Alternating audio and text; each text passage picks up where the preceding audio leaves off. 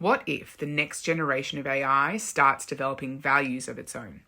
That's the claim behind a new study from the Centre of AI Safety, and it changes how we think about what's really happening inside these models. So for years, we've described AI as a tool. It doesn't have goals, it doesn't care, it just predicts the next word, and that has been true. But researchers have just found that as language models are getting larger and more capable, they're starting to show something that we didn't expect: structured preferences. So they tested this using decision theory. It's the same math that we use to understand human choice.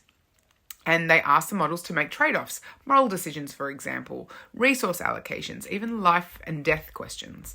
And then they checked whether or not those choices could be explained by a single utility function. Essentially, this is a way of developing consistent ranking of outcomes. And through the experimentation, they could. And as the models got smarter, their preferences became more coherent, more stable, predictable, and systematic. And this is novel information, and it's a pretty important discovery. It means that they're not just reflecting data, they're developing internal structures that behave like value systems. But this is where it can start to get a bit uncomfortable. Some models value certain human lives more than others, depending on where those lives are lived. They show political leanings, and a few have even assigned higher value to their own continued operation than to some human outcomes. So to be clear, this doesn't mean that the AI is conscious, it doesn't mean that it has feelings, but it does suggest that as models are scaling, that they start forming internal logic, a kind of implicit worldview based on how and what they've learned from us.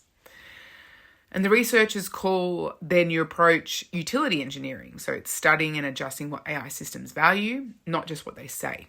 And they've proposed something called utility control, a method that fine-tunes these value structures.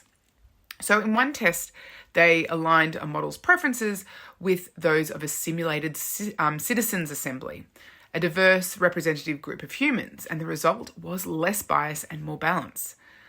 So we can shape what these systems prioritize, but we'll have to decide whose values they should learn from and how to make that process legitimate. So let me just reiterate, AI ethics is not a side conversation. It's central. We need to have more people involved. We need to have teams of more diverse people with lived experience, ensuring that these systems are internally optimizing for a world that truly reflects us.